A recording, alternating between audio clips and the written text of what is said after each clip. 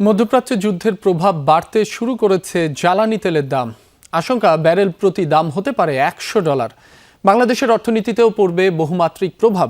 এসব বিষয়ে পর্যালোচনা শুনবো। আমাদের সাথে যুক্ত হচ্ছেন Dhaka chamber of commerce and ইন্ডাস্ট্রিজের সাবেক সভাপতি আশরাফ আহমেদ।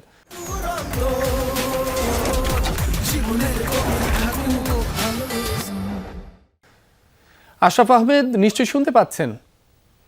আপনার কাছে প্রথমেই যে বিষয়টি জানতে চাই, বিশ্ববাজারে তেলের দাম অস্থিতিশীলতা দেখা দিয়েছে, এর কেমন প্রভাব পড়তে পারে স্থানীয় অর্থনীতিতে বাংলাদেশে, সে বিষয়ে জানতে চাই।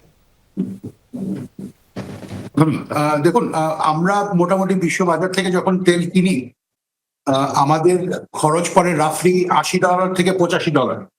এটা কিন্তু ভোক্তা পর্যায়ে আসতে আসতে এই দামটা হয়ে যায় আবার $135-140। তো এই যে মাঝখানে যে একটা বড় অংশ, যেটা আমাদের বিভিন্ন ট্যাক্স এবং distribution cost, BPT profit, distribution profit এরকম ভাবে লোডেড হয়, এখানে আমি মনে করি আমাদের একটা শক অ্যাবজর্ব করার একটা বড় সুযোগ আছে। মানে যদি তেলের দাম বাড়েও সেটা যে সাথে সাথে ভোক্তা পর্যায়ে বাড়াতে হবে, ব্যাপারটা কিন্তু এরকম না।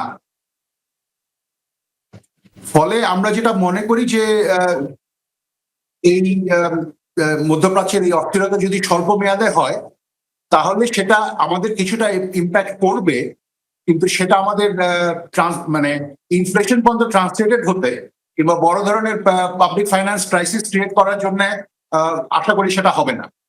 তো একদিক থেকে চিন্তা করলে যদি এই অস্থিরতা যদি স্বল্প মেয়াদে হয়, তাহলে আমরা এটা সামাল দিয়ে উঠতে পারবো without suffering a major impact on inflation.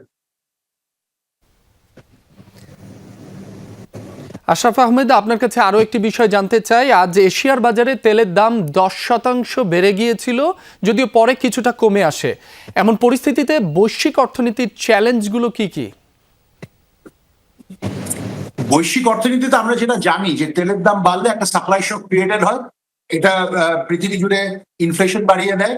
Inflation বাড়লে ডিমান্ড কমে আসে, যেটা আমরা যেটা দেখতে পাচ্ছি যে আমাদের যেমন ধরেন রপ্তানি বাজার যেটা, সেখানে অলরেডি আমরা ইনফ্লেশনের জন্য একটা বড় ধরনের চাপে আছি। তো এই তেলের দামের ইম্প্যাক্টটা যদি বেশি দিন হয়, তাহলে এটা একটা সিগনিফিক্যান্ট ইম্প্যাক্ট হিসেবে দাঁড়িয়ে যাবে। তখন কিন্তু আমাদের জন্য এক্সপোর্ট এবং রেমিটেন্স দুটোই চ্যালেঞ্জের মুখে পড়বে।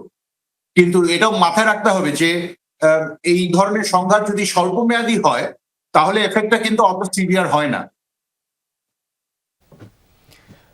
আশরাফ আহমেদ, মূল্যস্ফীতি সহনীয় পর্যায়ে রাখতে করণীয় কি কি হতে পারে? অস্থিতিশীল এই যে পরিস্থিতি সৃষ্টি হয়েছে, বাংলাদেশের জন্য কি কি করণীয় হতে পারে মূল্যস্ফীতি সহনীয় রাখতে?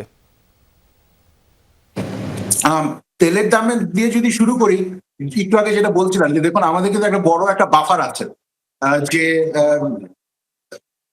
ইন্টারন্যাশনাল মার্কেটে তেলের দাম এবং আমাদের কনজিউমার কিংবা ভোক্তা পর্যায়ে পাম্প প্রাইসেস দুটার মধ্যে কিন্তু একটা বড় গ্যাপ আছে।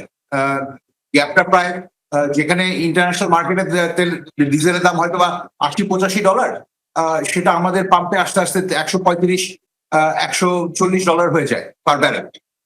ফলে এই যে $50-60 যে গ্যাপটা, এটা কিন্তু সরকারের ট্যাক্সেস, বিপিসির প্রফিট, এরকম অনেকগুলো বাফার আছে। সো যেটা হবে যে স্বল্প মেয়াদে যদি তেলের দামটা বেড়ে যায়, আমরা কিন্তু কনজিউমার প্রাইস না বাড়িয়েও সেই ইম্প্যাক্টটা নিতে পারবো। সেটার ইম্প্যাক্ট করবে পাবলিক ফাইন্যান্সে, যেটা আবার যে খুব যে বড় হিসাবে পড়বে তা কিন্তু না। কারণ আপনি যদি দেখেন যে ইম্প্যাক্টটা যদি স্বল্প মেয়াদে হয়, তখন কিন্তু আসলে ডলারের অ্যামাউন্টটা অতটা বড় হয় না। জনাব আশরাফ আহমেদ, আপনাকে অসংখ্য ধন্যবাদ আমাদের সাথে যুক্ত হবার জন্য।